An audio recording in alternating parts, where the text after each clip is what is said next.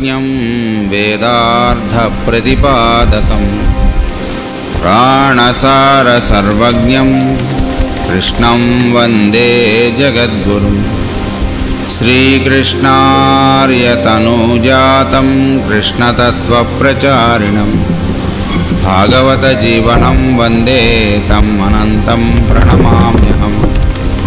శ్రీకృష్ణార్యతనూజాతం ధన్వంతరి సమప్రభం వరాహమిహిరాచార్యం సర్వరోగహరం భజే. కృష్ణం కమలపత్రాక్షం పుణ్యశ్రవణకీర్తనం వాసుదేవం జగజ్యోనిం నౌమి నారాయణం హరం. కృష్ణాయ వాసుదేవాయ హరయే పరమాత్మనే ప్రణతః క్లేశనాశాయ గోవిందాయ నమో నమః.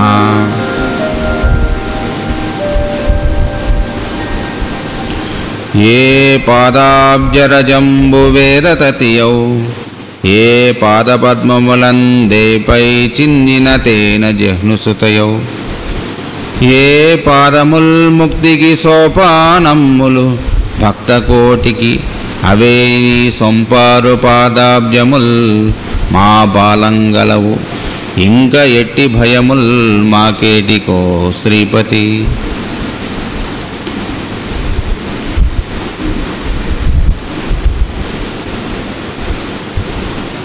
ఇంతమంది రూపాల్లో వెలుగుతున్నటువంటి ఒకే ఒక వెలుగైనటువంటి మాస్టర్ గారి యొక్క దివ్య పాదపద్మాలకు నమస్కారం.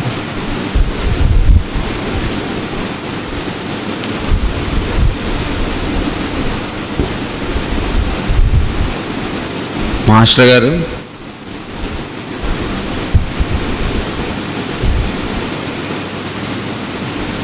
ఇచ్చినటువంటి చాలా పరమ పవిత్రమైనటువంటి ముఖ్యమైనటువంటి ప్రసంగాలు మనకి రికార్డ్ అయినటువంటివి ఈ మచిలీపట్నంలో సనత్ సుజాతీయము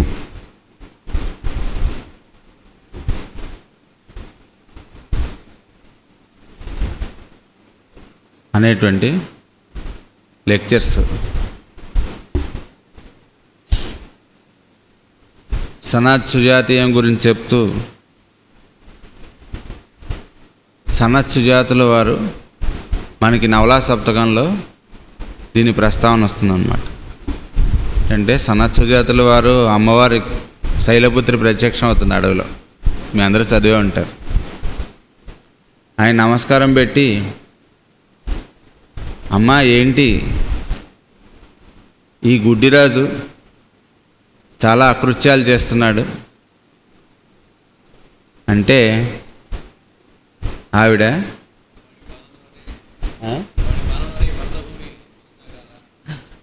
ఈ గుడ్డిరాజు పాలనలోనే ఈ భరతభూమి కొనసాగాల అని చెప్పి ఆయన ప్రశ్నిస్తాడనమాట.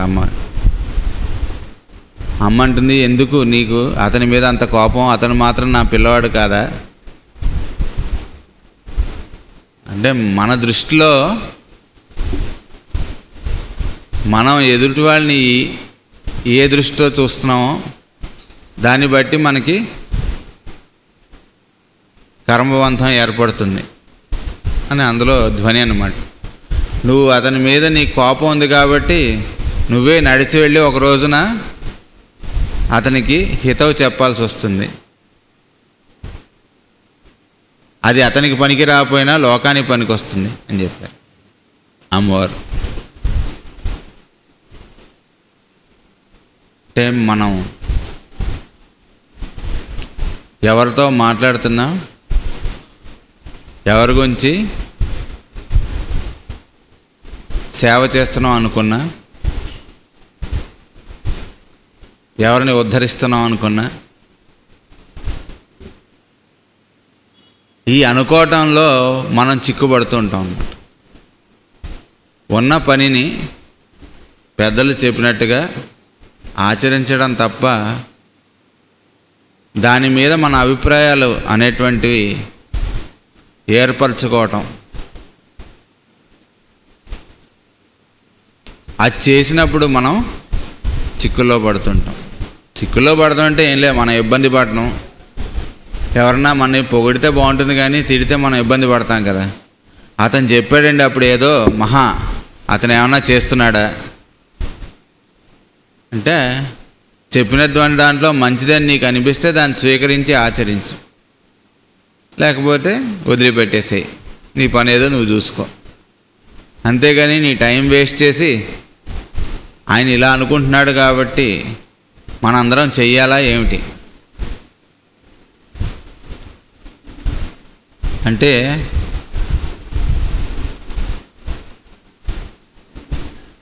అది సాధనకి సంబంధించినటువంటి విషయం అన్నమాట. మళ్ళీ సనత్ సుజాతుల వారు పని కట్టుకొని ఆ గుడ్డిరాజు దగ్గరికి వెళ్ళి ఏమన్నారు, రాజుగారికి కబురు వచ్చింట, పాండవులు అరణ్యవాసం అయిపోయింది, అజ్ఞాతవాసం అయిపోయింది, ఇక్కడే మనకి హస్తినాపురం దగ్గర దాకా వచ్చారు, బయటనే ఉన్నారు, మన రాజ్యం బయట, వాళ్ళ రాజ్యభాగాన్ని వాళ్ళకి తిరిగి తీసుకోవటం కోసం అని చెప్పి వార్త వచ్చింట. అది విన్నప్పటి నుంచి నిద్ర పట్టట్లేదు ధృతరాష్ట్రుడికి. నిద్ర పట్టకపోతే మొదట సంజయుడిని పిలిచి పంపించట. అతను పంపించి నువ్వు వెళ్ళి మాట్లాడరా అంటే, ఏం మాట్లాడాలి అక్కడ? అంతకుముందు 19లో వాళ్ళు ఏం చెప్పారు, 12 సంవత్సరాలు అరణ్యవాసం, 1 సంవత్సరం అజ్ఞాతవాసం అయిపోయిన తర్వాత వాళ్ళు వచ్చిన తర్వాత వాళ్ళ రాజ్యభాగం వాళ్ళకి ఇవ్వాలి, అంతే కదా షరతు. అది కంప్లీట్ చేసుకుని వచ్చేసారు. ఇప్పుడు వీళ్ళు చేయాల్సింది ఏంటి, వాళ్ళ రాజ్యాన్ని వాళ్ళకి ఇవ్వటం. అందులో పాయింట్ ఏముంది మాట్లాడడానికి?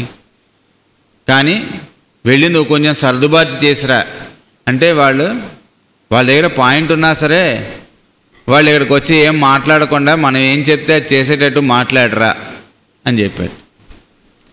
చెప్తే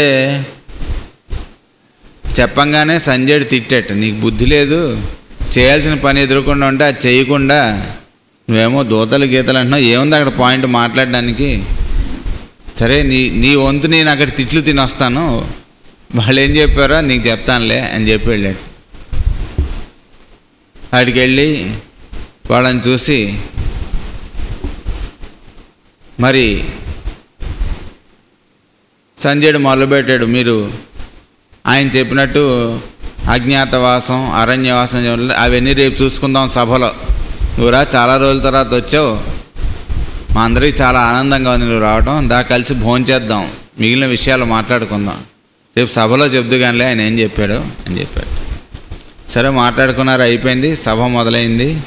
ఏం చెప్పాలి అంటే, మరి ఆయన పంపించాడు కాబట్టి ఏదో ఒకటి చెప్పాలిగా. మొదలుపెట్టాడు, మీ పెద్దనాన్నగారికి మీరన్నా వాళ్ళన్నా ఒకటే, ఆయనకు అందరూ పిల్లలే. సరే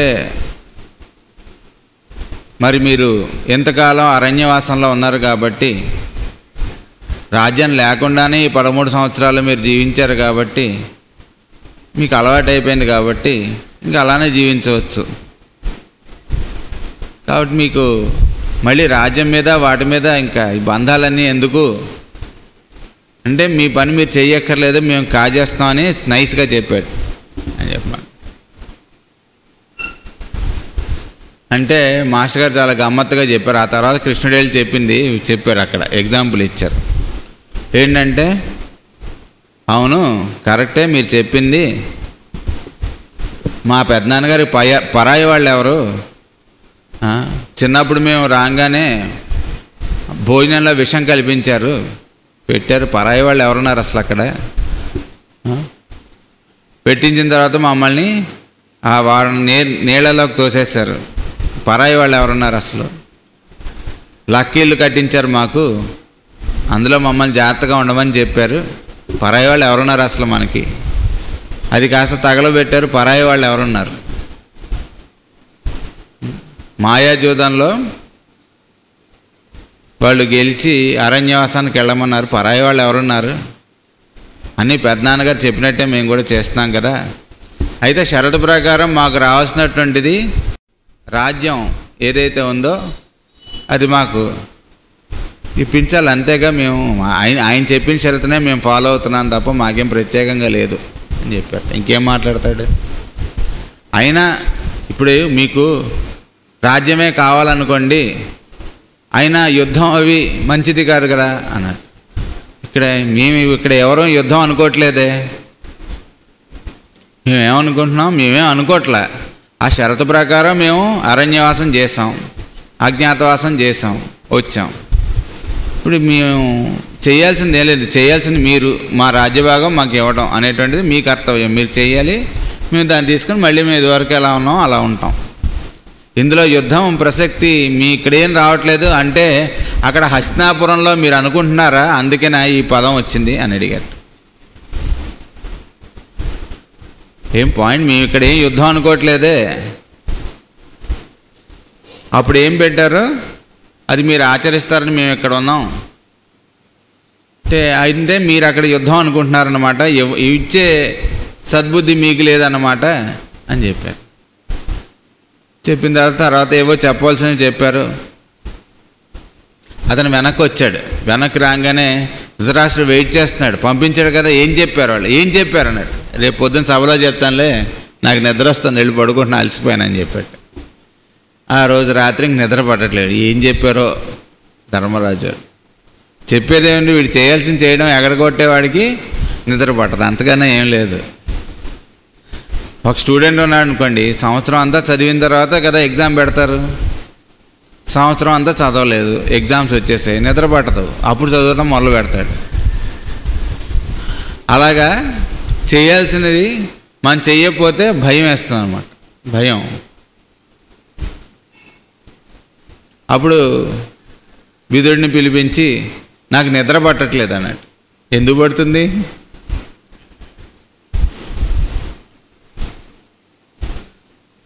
సరే, ఆయన పాపం చాలా చెప్పాడు నీతులు. చెప్తే ఇంకా చెప్పు అంటున్నాడు. ఇది ధర్మంగా ఉండాలి, లేకపోతే నీ 100 మంది కొడుకులు చనిపోతారు. ఆ మాట మాత్రం అనకు. నువ్వు అలానే అంటావు, సంజయుడు అలా అంటారు, ఎవరన్నా అలానే అంటారు. మీరు అంత పెద్దవాళ్ళు అయ్యి ఉండి దీవించాలి కానీ 10 కాలాల పాటు వర్ధిల్లని, వీళ్ళందరూ నశించిపోతారంటారేంటి అన్నాడు. మేము అంటం వల్ల వాళ్ళేం నశించపోరు నాయన, వాళ్ళు చేసిన పనుల వల్ల నశించిపోతారు. అంటే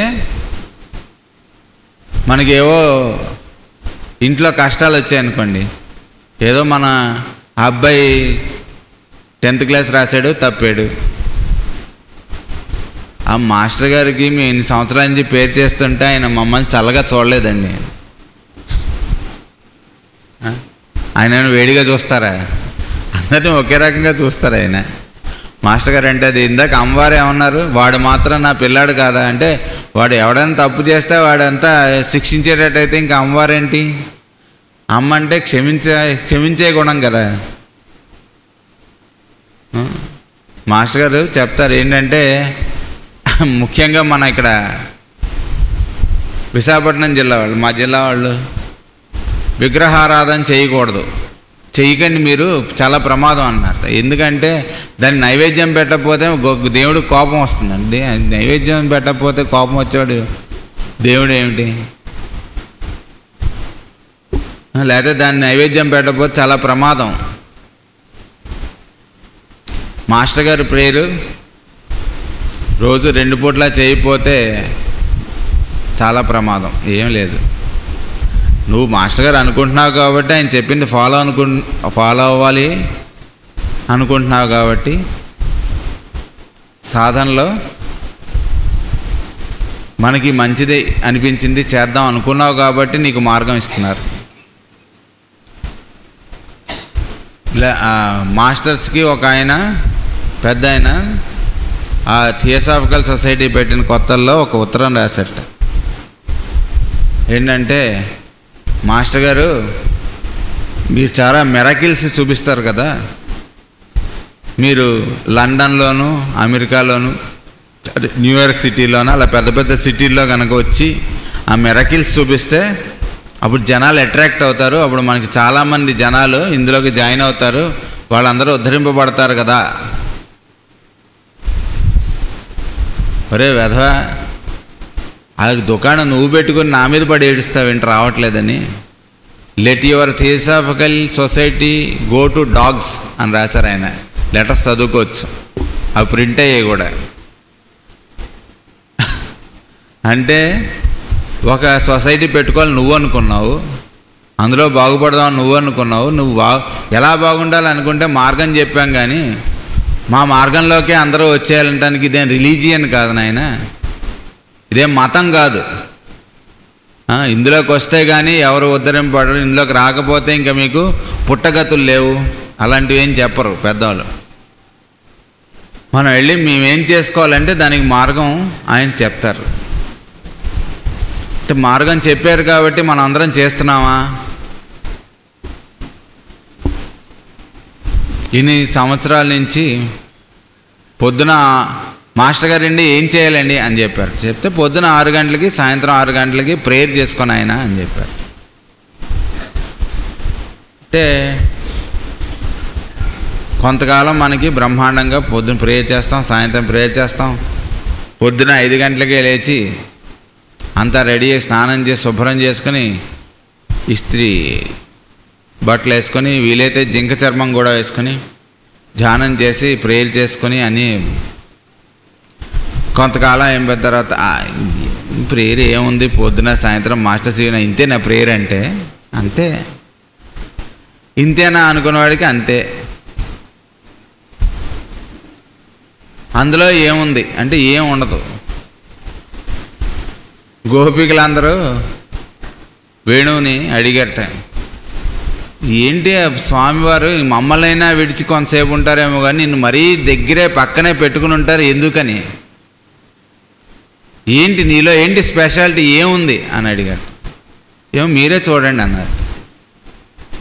చూసారు లోపల ఏం లేదు, అంతా ఖాళీ ఉంది. ఏం లేదు అంతా ఖాళీ ఉందంటే అదే మా స్వామికి కావాల్సింది అన్నట్టు. అంటే అందుకనే స్వామివారు నన్ను పెట్టుకున్నారు. అంటే ఇంట్లో ఒక 4 కొడుకులు ఉన్నారనుకోండి, అందులో 3 చాలా బాగా వాళ్ళు తెలివైన వాళ్ళు, బాగా చదువుకోగలరు, వాళ్ళ సంగతి వాళ్ళు చూసుకోగలరు. ఒకడేమో తెలివి తక్కువ వాడు, వాడేం చేసుకునేవాడు కాదు, నేర్చుకోలేనివాడు, అలాంటి వాడు ఉన్నాడు అనుకోండి. ఎవరిని జాగ్రత్తగా చూస్తారు ఇంట్లో?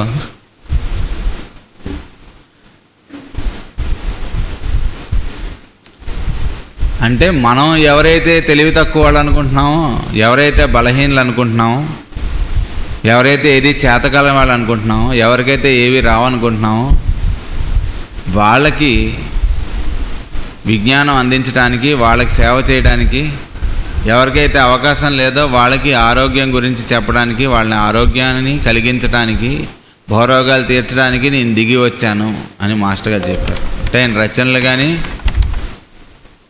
ఆయన లెక్చర్స్ కానీ ఏమన్నా చూస్తే చాలా సులువుగా దినచర్యకి సరిపడేటట్టు చిన్న చిన్న వాక్యాల్లో మనకి ఇస్తారు. కాబట్టి మనకి బంధాలంటే ఎక్కడి నుంచో రావు, మనం చేసుకున్నామని అర్థం. పతంజలి యోగ సూత్రాల్లో మాస్టర్ గారు చెప్పారు ఏంటంటే, వాడికి ఉపనయనం చేశారట. ప్రతి శ్రావణ పౌర్ణమికి యజ్ఞోపవీతం మార్చుకోవాలని చెప్పారట. శ్రావణ పౌర్ణమి ముందు రోజు పిలిచి, నాయన ఇదిగో యజ్ఞోపవీతం తీసుకో, రేపు పొద్దున సూర్యోదయం టైంకి నువ్వు యజ్ఞోపవీతాన్ని మార్చుకొని ఆయన అని చెప్పారట. అలాగే గురువుగారు అన్నాడు. పొద్దునే లేచాడు, మొదలుపెట్టాడు, మొత్తం సంకల్పం అన్నీ అయ్యాయి. యజ్ఞోపవీతం తీస్తూ హడావిడిలో ఒక పోగు ఇంకో పోగుల నుంచి లాగేట, లాగి చిక్కుబడి ఉంటాయి. మళ్ళీ అటు నుంచి ఇటు లాగితే ఇంకో చిక్కుబడి ఉంటాయి. అప్పుడు మా గురువుగారు వీడికి ఇచ్చింది ఏంటి? యజ్ఞోపవీతం. వీడి దగ్గర ఉన్నది ఏంటి? యజ్ఞోపవీతం ప్లస్ చిక్కు. అలాగా భగవంతుడు మనకి ఇచ్చింది ఏంటి? జీవితం. మనం చేసుకుంటుంది ఏంటి? జీవితం ప్లస్ చిక్కు, జీవితం ప్లస్ బాధలు, జీవితం ప్లస్ ఆవేశాలు, ఆశయాలు. మనం చేసుకున్న వాటిలో మనం చిక్కుకోవడం. హాయిగా జీవించరా అంటే ఈ కాలంలో ఎక్కడండి హాయి? ఎవడు నాకు నా కొడుకే నా మాట వినడు, ఎందుకు వినాలి? నువ్వేమైనా విన్నావా? మాస్టర్ గారి దగ్గరికి వచ్చి, వీడు మా అబ్బాయి అండి చాలా పాడైపోతుందండి, వాడు ఏం చేస్తున్నాడో భయం వేస్తుందండి, ఇలా ఎందుకు అయిపోయాడో నాకు తెలియట్లేదు, నీ కొడుకు కనుక అన్నట్టు ఆయన. అంటే మన చుట్టుపక్కల మన ఫ్యామిలీ మెంబర్స్ కానీ, మన చుట్టుపక్కల ఉండేటువంటి మన సోదర బృందంలో సభ్యులు కానీ, మన చుట్టుపక్కల మనతో పని ఉండి మన దగ్గరికి వచ్చేటువంటి వాళ్ళు కానీ ఎవరైనా సరే ఎందుకని మనకి ఈ సన్నివేశాలు ఏర్పడతాయి అంటే, అంతకుముందు మనం అనుభవించవలసినవి అనేటువంటి కొన్ని ఉంటాయి. వాటిని బట్టి ఇప్పుడు అసోసియేషన్స్ ఫార్మ్ అవుతుంటాయి. మనం ప్రయత్నం చేత వాటిని మార్చుకునేటువంటి అవకాశం కోసం మనకి జీవితం ఇచ్చారు. మనం ప్రపంచంలో చూస్తే ఎవరికి కావాల్సింది వాళ్ళకు ఉంటుంది కదా ప్రపంచం. ఇప్పుడు మనందరమే ఎందుకు ఇక్కడ రాగలిగాం, మాస్టర్ గారి గురించి చెప్పుకోగలిగాం అంటే మాస్టర్ గారి యొక్క సాన్నిధ్యం, ఆయన అనుగ్రహం వల్ల మనం రాగలిగాం. మిగిలిన వాళ్ళు రావాలనుకున్నా రాలేరు కదా.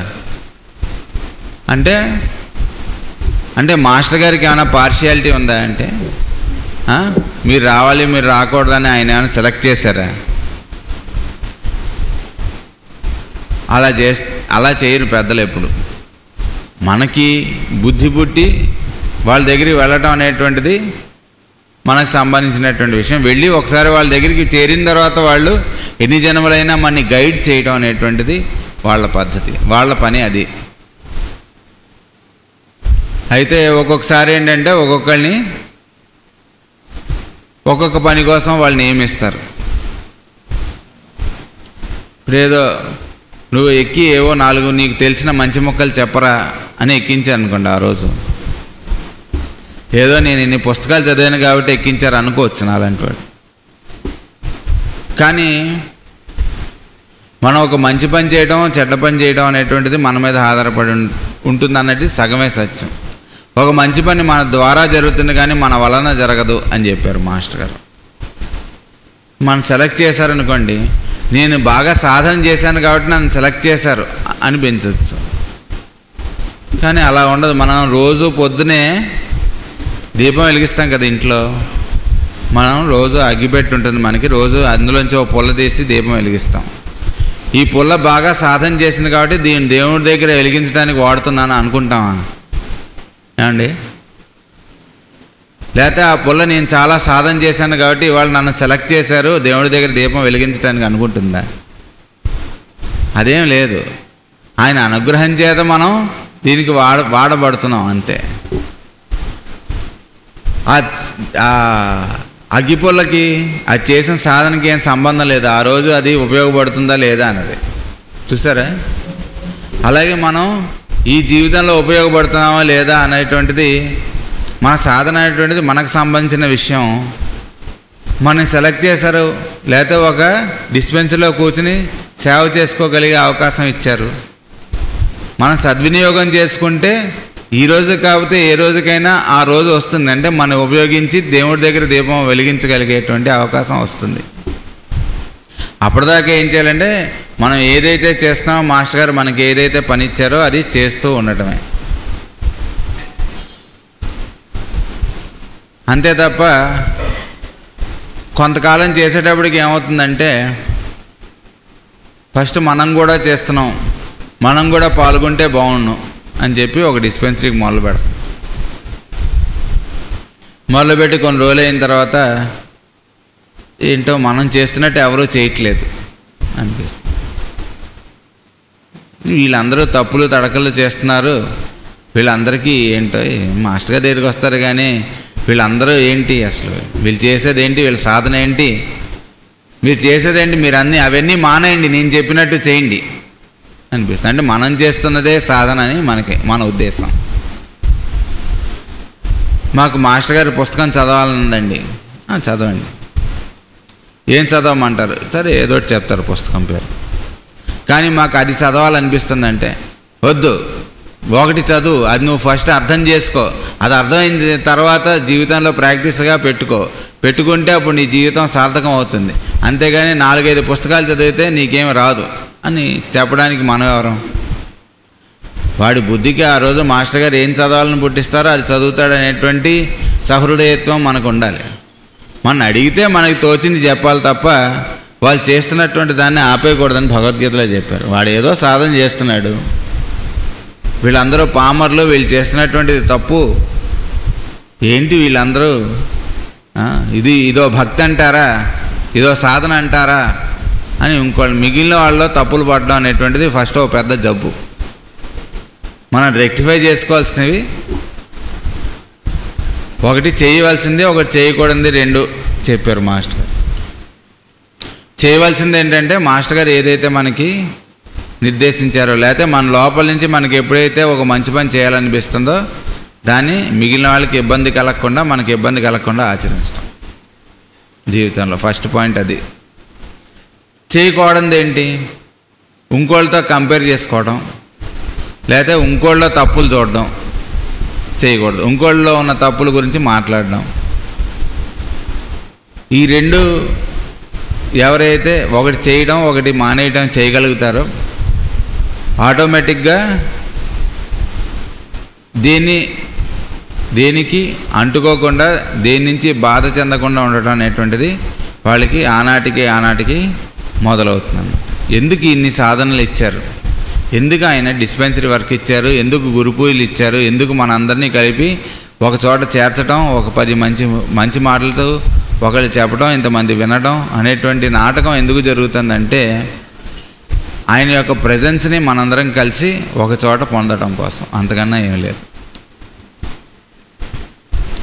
అయితే ప్రపంచంలో చెడెందుకు ఉండాలి అంటే, నాయన నువ్వు ప్రపంచం వచ్చి కొన్ని కోట్ల సంవత్సరాల తర్వాత, సృష్టి వచ్చింది కొన్ని కోట్ల సంవత్సరాల తర్వాత, భూమి మీద పరిణామం జరుగుతుంది కొన్ని లక్షల సంవత్సరాల తర్వాత నువ్వు వచ్చావు నాయన, నువ్వు ఉండే కాలం ఎంత, ఇదంతా నీకు అర్థమైతే కానీ నీకు అది తెలియదు.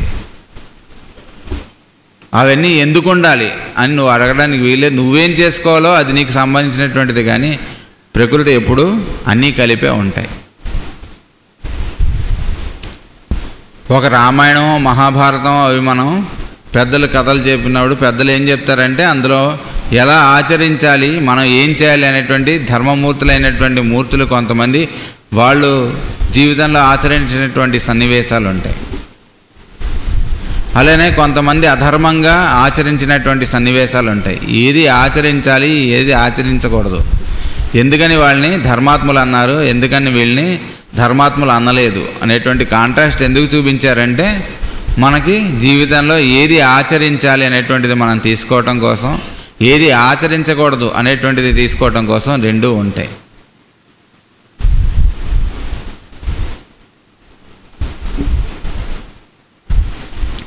ప్రకృతిలో అరేంజ్మెంట్ అలా ఉంటుంది ఎప్పుడు కూడా. అంటే ఒక మనిషిని మనం చూస్తున్నప్పుడు ఏ యాంగిల్తో మనం చూస్తున్నాం అనేటువంటిది, మనలో ఉండేటువంటి రాగద్వేషాలకి, కామక్రోధాలకి ఉత్ప్రేరణ కలిగిస్తున్నామా, లేకపోతే మనలో ఉండేటువంటి ధర్మానుష్ఠాన బుద్ధి అని ఏదైతే పెద్దలు చెప్పారో మనకి, దాన్ని నువ్వు చూడగలుగుతున్నావా? ఇంకోళ్ళలో ఉండేటువంటి చెడు మనకు కనిపిస్తుందంటే మనం దేనికి అట్రాక్ట్ అవుతున్నాం? ఆనాటికి ఒక ఆయన ఉన్నారట సన్యాసి. సరే రోజు సాధన చేసుకుంటూ ఒక చోటకి వెళ్ళారట. ఆ ఎదురుకుండా ఒక వేశ్యాగృహం ఉండట, అందులో ఒక వేసి ఉందట. ఆవిడేమో ఆ ఊర్లో ఉండేటువంటి పెద్దవాళ్ళందరినీ అట్రాక్ట్ చేయటం, వాళ్ళ దగ్గర నుంచి సంపాదించుకోవడం అనేటువంటిది వృత్తిగా పెట్టుకుని ఉందిట ఆవిడ.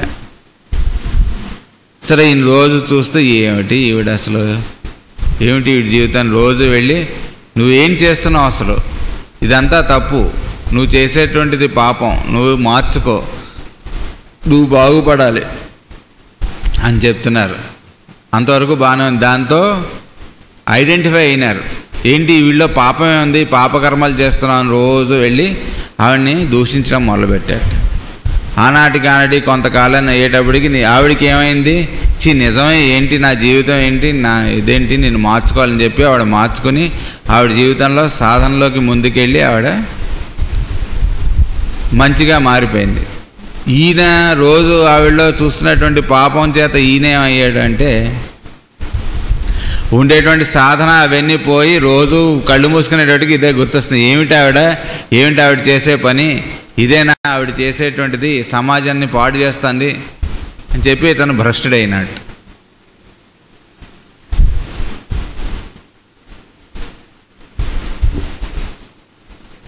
కాబట్టి మన దృష్టి the world is good or bad to you, not to it self అని చెప్పి మాస్టర్ గారు మనకు మెడిటేషన్ ఇచ్చారు. అంటే ప్రపంచం మంచిది చెడ్డది అన్నది నీ బుద్ధికి సంబంధించినటువంటిది, కానీ అక్కడ ఉన్నటువంటిది ఓన్లీ ప్రపంచం మాత్రమే అని చెప్పారు.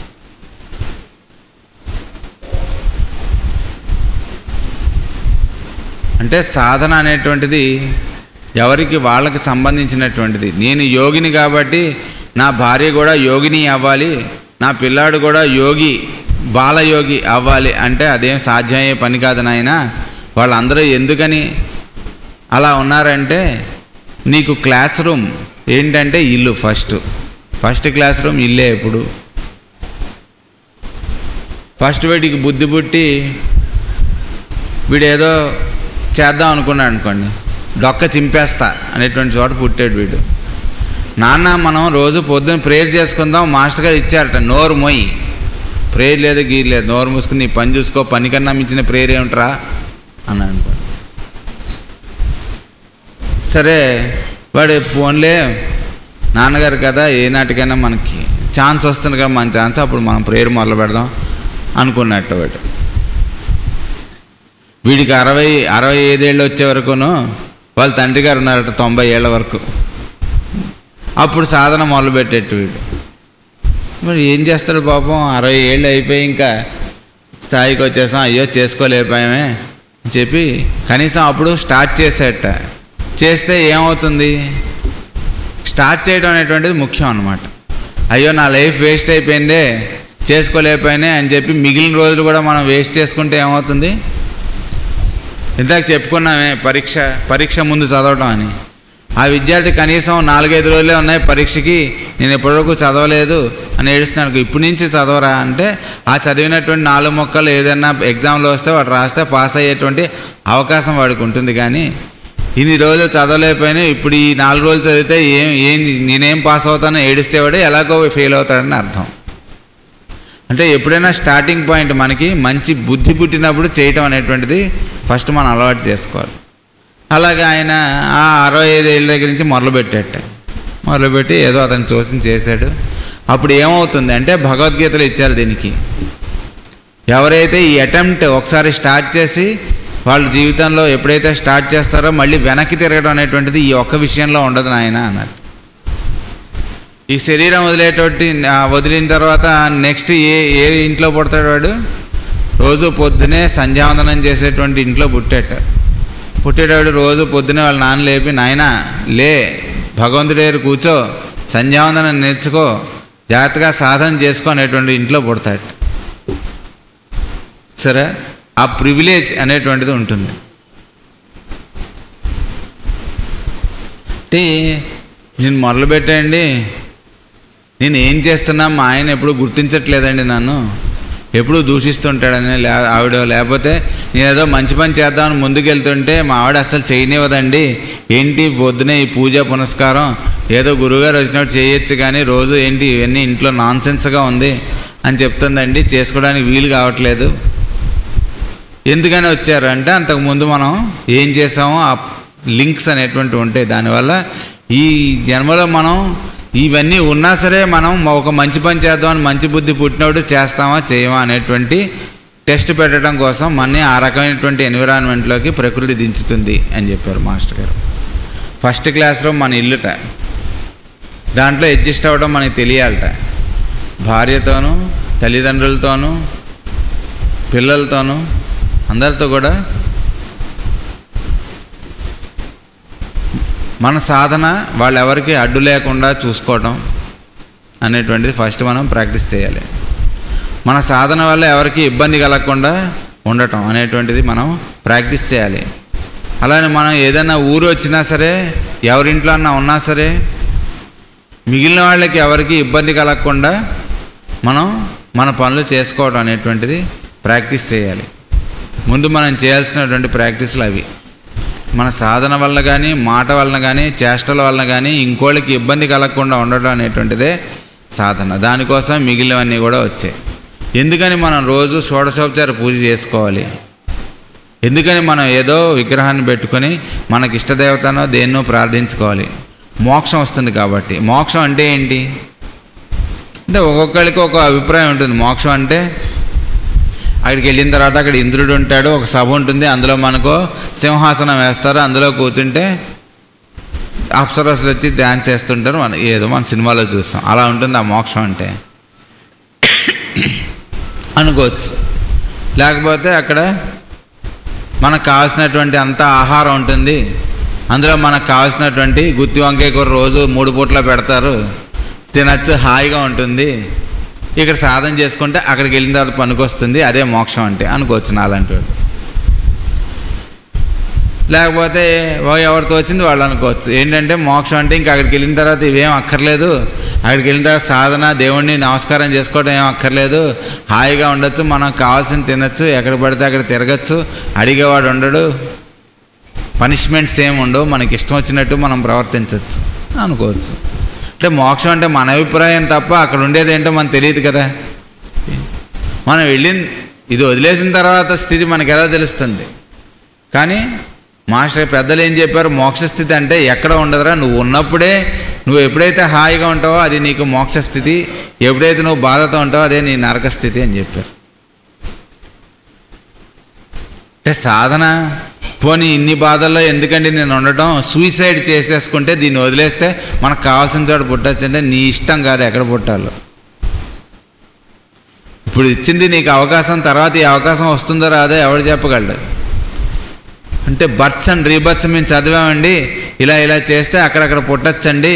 ఒక ఆయన చెప్పేట, ఏంటి ఇప్పుడు మీరు ధనవంతులు అందరికీ చెప్పేట, చాలామంది నమ్మారు కూడా. ఏంటంటే మీ ఆస్తిలో సగం ఇప్పుడు మాకు ఇచ్చేయండి, ఇచ్చేస్తే మేము దాన్ని డిపాజిట్ చేస్తాం, మీరు నెక్స్ట్ జన్మలో ఇలా ధనవంతులుగా పుడతారు, నమ్మకం లేదు కదా, ఒకవేళ మీరు పేదల ఇళ్లలో పుడితే మిమ్మల్ని ఐడెంటిఫై చేసి మీ దగ్గరికి వచ్చి ఈ ఆస్తి అంతా మీకు ఇస్తాం అని చెప్పాట. నిజమే కాబోసాను, ఏదో చెప్తారు. ఎవరో జాతకం దగ్గరికి చిన్న కథలు రాశారు, చిన్నప్పుడు చిట్టి పోటీ చింతగంజ అని చిన్న కథలు వచ్చాయి, మాస్టర్ గారి కథలు. అందులో ఏంటంటే పూర్వజన్మలో నువ్వు రాజువి, ఆహా నిజమే కావచ్చు, రాజేమో అనుకోవచ్చు. అంటే దానికి అంత దూరం వెళ్ళడం ఎందుకు, ఆ కానీ ఏదో నాకేస్తే నేనే చెప్తాను నీకు కావాల్సింది ఎవరో.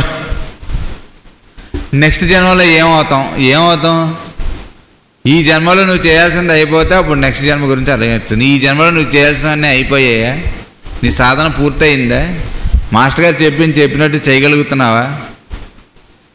అన్నిటికన్నా కష్టమైన పని ఏంటి అంటే చెప్పినట్టు చేయటం అంట.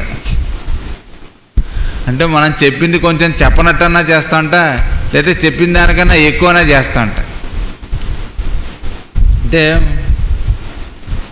నాయన నేను మళ్ళీ వెనక్కి వచ్చే వరకు ఇక్కడ పడుకో అని చెప్పారట గురువుగారు. అక్కడ అరుగు ఉంది, ఈ అరుగు మీద పడుకొని అయినా నేను మళ్ళీ వచ్చిన తర్వాత నీకు ఏం చేసుకోవాలో చెప్తాను అన్నట్టు. సరే మాస్టర్ గారు అరుగు మీద పడుకో అని చెప్పారు, నిజమే. కానీ అరుగు మీద చాపేసుకుని పడుకోవద్దని చెప్పలేదుగా. అరుగు మీద పడుకుంటాం కానీ చాపేసుకుని పడుకుంటాం అనుకున్నాం. సరే దిండు కూడా వేసుకోవచ్చు కదా, అరుగు మీద పడుకో అన్నారు కానీ దిండు వేసుకొని పడుకోవద్దు అని ఆయన చెప్పలేదు కదా, దిండు వేసుకుని పడుకుంటాం. అయితే ఇంకేముంది, పోనీ అరుగు మీదే మనం మంచం వేసుకుని పడుకోకూడదా, దుప్పటి కప్పుకోకూడదా అంటే మాస్టర్ గారు చెప్పిన దానికి మనం మన రూల్స్ కూడా యాడ్ చేసి చెప్తూ ఉంటాం. మనం మాస్టర్ గారు స్ట్రైట్గా చెప్తారండి, దానికి మనకు కావాల్సినట్టుగా చేసుకుంటే ఎక్కువ రోజులు మనం సాధన చేయొచ్చు అండి అనిపిస్తుంది. అంటే చెప్పినట్టు చేసావా లేదా అంటే ఇంకా వీడి టైం ఉంది, సరే ఆయన వచ్చి చూసి నవ్వుకుంటారు, ఆయన ఏం అనరు. మాస్టర్ గారండి మీరు చెప్పినట్టు చేశానండి నేను అని చెప్తాం. మనందరం అలానే చెప్తాంగా. మా చిన్నప్పుడు ఒకసారి మేము అందరం కలిసి వెళ్ళి మాస్టర్ గారి దగ్గరికి, రామతీర్థం ఉందండి అక్కడ మేము వెళ్తాం, వద్దు అన్నారు. అంటే మానేయచ్చు కదా. అంటే కోతులు అంటే ఫస్ట్ క్లాస్ కోతులు మళ్ళీ. అంటే ఒకసారి మేము అనుకున్న తర్వాత మాస్టర్ గారు చెప్పిన తర్వాత ఏమనిపించింది చిన్నప్పుడు, ఎప్పుడు ఇంతే, మేము ఏదో చేద్దాం అనుకుంటే ఆయన వద్దంటారు. ఏమడిగారు, మేము అడిగాం, ఆయన వద్దన్నారు. మానేయచ్చు కదా. మనసు ఊరుకుంటుంది ఏంటి, ఎప్పుడు ఇలానే చేస్తారు. ఎప్పుడో ఒకసారి హాలిడేస్ వస్తుంది, ఫ్రెండ్స్ అందరూ వస్తారు, వెళ్దాం అనుకుంటున్నాం, అయినా వద్దంటారు. ఈయనకేం తెలుసు అంటే మాస్టర్ గారికి ఏం తెలుసు అనేటువంటి రేంజ్కి మనం. సరే ఆయన వద్దన్నారు కదా, వెళ్ళగా బుజ్జిగారి దగ్గరికి వెళ్ళి, బాబాయ్ ఇలా వెళ్దాం అనుకుంటున్నాం మేము. ఏమన్నారా నాన్నగారు వద్దన్నారు. మరి ఎందుకు అడుగుతున్నాం అన్నారు. అంటే ఏదో చాలా రోజుల తర్వాత కలిసి వెళ్దాం అనుకుంటున్నాం. ఎలా వెళ్తున్నారు అంటే బళ్ళ మీద వెళ్తున్నాం అండి అని. బళ్ళు అక్కడ పెట్టేసి కార్ తీసుకుని వెళ్ళి కన్సెషన్ ఇచ్చారు. అంటే వద్దన్నారు, మనం ఏదో రకంగా వెళ్దాం అనుకుంటే సరే 8 సార్లే వెళ్ళండి అని. పోనీ ఏంటంటే అమెండ్మెంట్ ఇచ్చారు కాబట్టి కొద్దిగా సరే వెళ్ళిన వాళ్ళు ఊరుకుంటాం. వర్షం పడుతుంది, వర్షంలో దిగి అది అక్కడ చాలా బాగుంటుంది. వర్షంలో ఆ పైనుంచి రామతీర్థాలు అంటారు, ఆ పైనుంచి పాలల్లాగా పడుతుంది అన్నమాట. ఆ కొండ మీద చూడడానికి చాలా బాగుంటుంది. చూసి ఆనందించవచ్చు కదా, మనసు ఊరుకోదుగా. పోతాయి అది దిగి మళ్ళీ ఫోటోలు తీసుకుంటుంటే మేము వెళ్ళిన వాళ్ళు ఒకడు పడ్డాడు, కిందన పడ్డాడు, అమ్మ అన్నాడు. చూస్తే చెయ్యి వాచిపోయింది. వెళ్తా అంటే ఏమన్నారు మాస్టర్ గారు, వద్దు అంటే ఊరుకుంటే పోయేదిగా. వెళ్ళాం, వాడి చెయ్యి ఫ్రాక్చర్. ఇప్పుడు ఎక్కడికి వెళ్ళాలి ఆ వర్షంలో? ఆదివారం అక్కడి నుంచి చచ్చినట్టు వెనక్కి వచ్చి జరిగింది చెప్పి, తగిలిందా అయితే వెళ్ళి కట్టేయించుకోండి అని చెప్పి మళ్ళీ వెళ్ళి కట్టేయించుకొని, ఇప్పుడు కూడా పాపం అతను పూర్తిగా చేయి తిరగదు, అక్కడ ఇంకా ఉందన్నమాట. అలాగా చెప్పినట్టు చేయడానికి చాలా కష్టం. పొద్దున సాయంత్రం 6 గంటలకు ప్రేయర్ చేసుకో అని చెప్పారు. చెప్తే మనం స్నానం చేసా, పళ్ళు కూడా తోముకున్నా, అవన్నీ అక్కర్లేదా? ప్రేయర్ చేసుకున్నారు కాబట్టి మేము పొద్దునే లేచి రోజు 6 o'clock కల్లా మంచం మీద ఇలా దుప్పటి తీసి లేచి మాస్టర్ సివివి నమస్కారం అనుకోవటం, మళ్ళీ దుప్పటి కప్పుకొని నిద్రపోవటం సౌకర్యంగా ఉంటుంది, హాయిగా. అంటే ఏంటి మనకి ఏం చెప్పారు, మనం ఏం ఆచరిస్తున్నాం? అప్పటికి మాస్టర్ గారు చెప్పారంటే పొద్దున సాయంత్రం ప్రేయర్ చేసుకొని మేము అప్పటికి చేసుకుంటూనే ఉన్నాం అని చెప్తాం. పైగా అంటే అసలు మానేయటం కన్నా అది బెటర్ అనుకోండి. అందుకనే మాస్టర్ గారు అది కూడా చూసి నవ్వుతారు. పోన్లే ఈ జన్మలో ఏదన్నా మొదలుపెట్టాడు, ఇంకొన్ని లక్షల జన్మలో 1000 జన్మలో అయిన తర్వాత మామూలుగా చేస్తాడులే.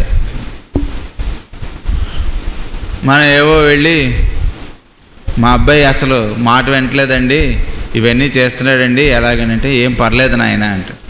ఏం పర్లేదేంటి, ఏం గురువుగారి దగ్గరికి వస్తే ఏదో సొల్యూషనో మంత్రమో ఏదో ఇస్తారు, వాడు టక్కుమని రేపు నుంచి అది కట్టంగానే తాయెత్తు కట్టంగానే మారిపోతాడు అనుకుంటా. ఏం మారిపోడు. ఎందుకు మారిపోతాడు? ఒక జంట భార్యాభర్తలు మాస్టర్ గారి దగ్గరికి మందుకు వచ్చారట వాళ్ళ అబ్బాయిని తీసుకుని. వాళ్ళ అబ్బాయికి 18 సంవత్సరాలు. నడవలేడు పాపం, ఏమీ చేయలేడు, వాడంతటి వాడు. వీళ్ళే వాడికి అన్నీ స్నానం చేయటం దగ్గర నుంచి ఆ మోషన్ అవన్నీ క్లీన్ చేయడం, ఫీడింగు అన్నీ కూడా పాపం వాళ్ళే. వాళ్ళు వచ్చి మాస్టర్ గారిని అడిగారట, మాస్టర్ గారు ఒకటి అడుగుతాం ఏమనుకోకండి అన్నారు. అడగండి అన్నారు. మాకు తెలిసి మాకు బుద్ధి పుట్టినప్పటి నుంచి మేము ఎవరికి హాని చేయలేదు, ఏదో చేతనైన సహాయం చేస్తాం, అన్నీ మంచి పనులే చేస్తున్నాం ఇప్పటి వరకు మాకు తెలిసి.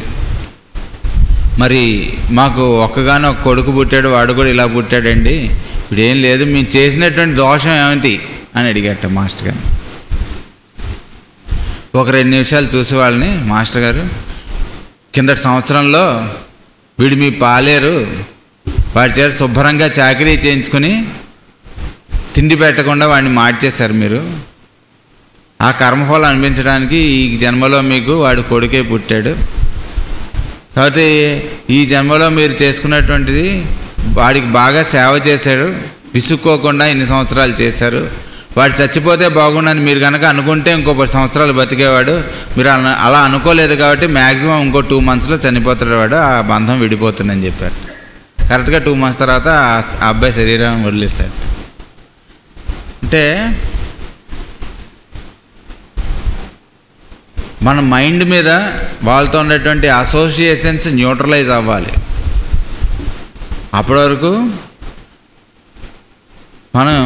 మనం ఏం చెప్పుకున్నా ఏం చేసినా సరే అది ఒక ఆట, అంటే జగన్నాటకం జరుగుతుంటుంది అన్నమాట.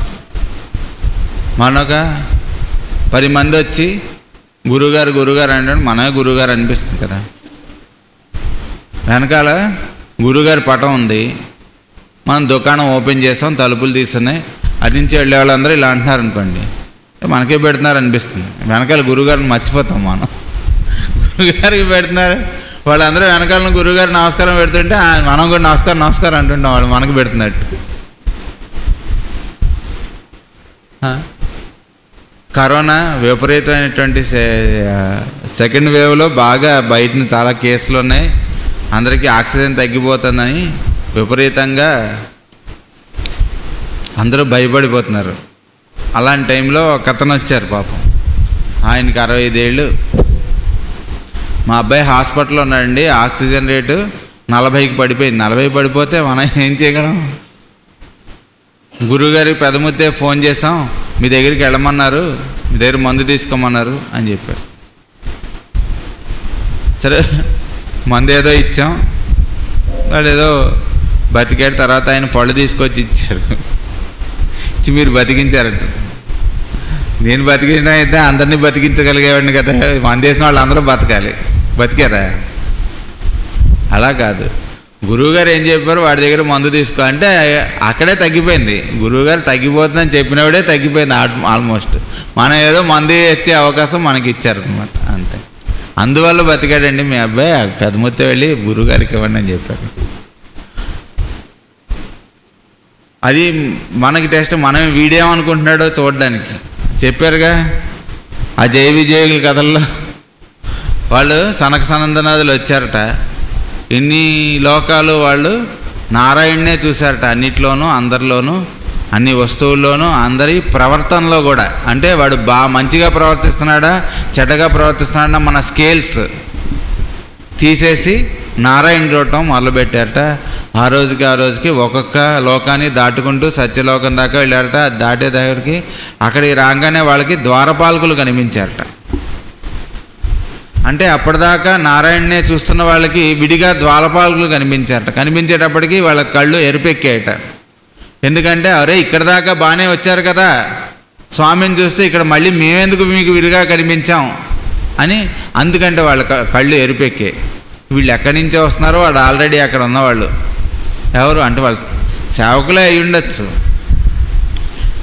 పుట్టబత్తులో ఎప్పుడైనా వీళ్ళు చూస్తే అక్కడ సేవ చేస్తుంటారు, ఇంకేం కావాలి లైన్లో కూర్చోబెడుతుంటారు, మాట్లాడొద్దని చెప్తుంటారు. వీళ్ళెవరో నాకు చెప్పేది అనిపిస్తుంది. బయట వాళ్ళు పెద్ద ఐఏఎస్ ఆఫీసర్లు అక్కడ సేవకులుగా ఉంటారు.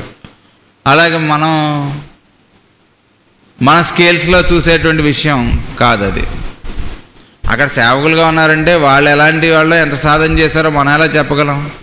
అక్కడ గురుద్వారా దగ్గరికి వెళ్తుంటే అందరూ వచ్చి బూట్లు పాలిష్ చేసి అందరు చెప్పులు తీసుకుని వాళ్ళు క్లీన్ చేసి మళ్ళీ ఇస్తుంటారు.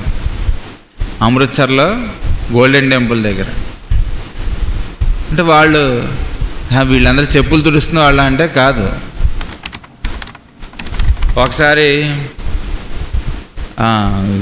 జనవరి గురు పూజల్లో మాస్టర్ గారు ఎప్పుడు కూడా చాలా ముందు వెళ్ళేవాళ్ళు, ఇదివరకు అరేంజ్మెంట్స్ అవి చూడడానికి.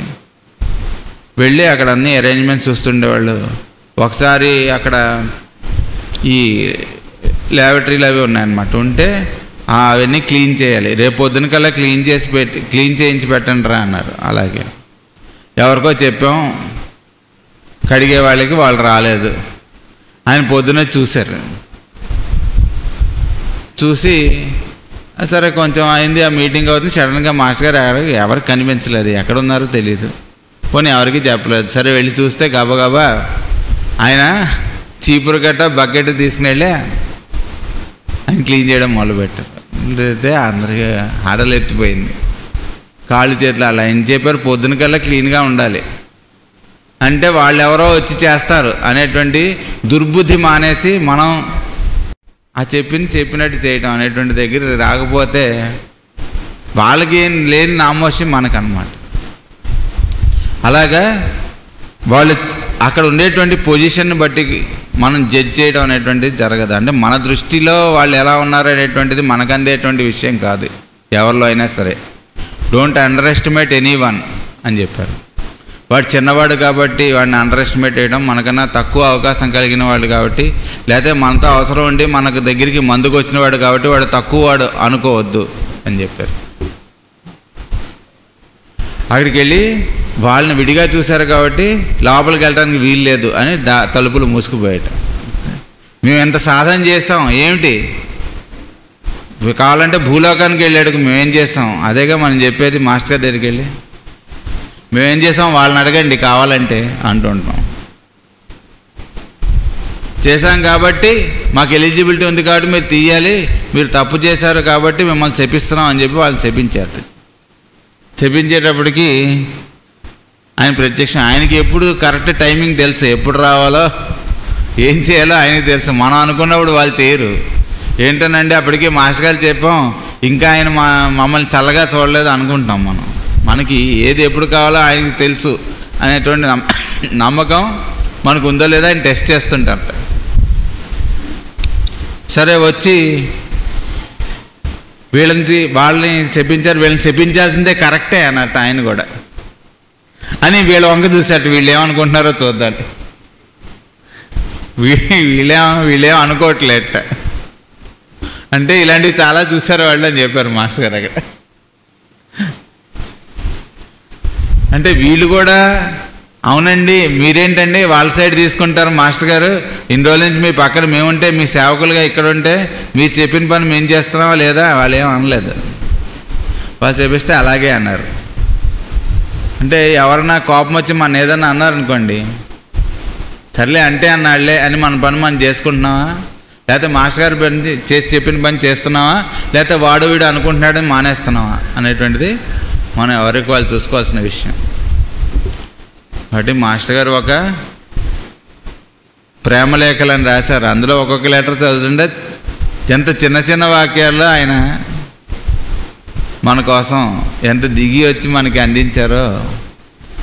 అంటే చెయ్యవలసింది సూటిగా చెప్పడం అనేటువంటిది ఆయన చేశారు. ఒక భారతం చెప్పినా, భాగవతం చెప్పినా, భగవద్గీత చెప్పినా, వేదాల్లో టీకాలు తాత్పర్యాల్లో మనకి ఇచ్చిన పురుష సూక్తం చెప్పినా, విష్ణు సహస్రనామం చెప్పినా, ఏం చెప్పినా దాంట్లోంచి మనకి సూటిగా జీవితంలో ఆచరించుకోవాల్సినటువంటిది ఏంటో చెప్పారు. అది మనకి ఏది నచ్చుతుందో దాన్ని తీసుకుని ఆచరించడం అనేటువంటిది అదొకటి మనం చేస్తే మన్నే వాళ్ళు ఎన్ని జన్మలకైనా సరే నడిపించి మనకి కావాల్సినటువంటి మార్గం మనకు తెలియటం కాదు, మనం ఇంకో 10 మందికి పనికొచ్చేటువంటి మార్గంలో ఆయనే మనని పెట్టుదురుగాక. మనందరికీ కూడా ఆ మాస్టర్ గారు ఇచ్చినటువంటి సందేశం అనేటువంటిది మనకి అందరికీ హృదయాల్లో ఆయనే ప్రచోదనం చేయుదురుగాక. మనం చేయవలసినటువంటి కర్తవ్యం మనకి ఆయనే ప్రచోదనం చేయుదురుగాక. మనకి వచ్చినటువంటి మంచి విషయాల్ని ఆచరించడం అనేటువంటి సద్బుద్ధి ఆయన మనకి కలిగించుదురుగాక. ఆ రకంగా మనని ఆచరింపజేసి ఆయనే మనని ఆయన ప్రజెన్స్కి తీసుకుని వెళ్దురుగా. కానీ ఇంకొకసారి మీ అందరి రూపాల్లో ఉన్నటువంటి ఒకే వెలుగైనటువంటి మాస్టర్ గారి యొక్క పాదపద్మాలకు నమస్కారం. వాసుదేవ వాసుదేవ వాసుదేవ.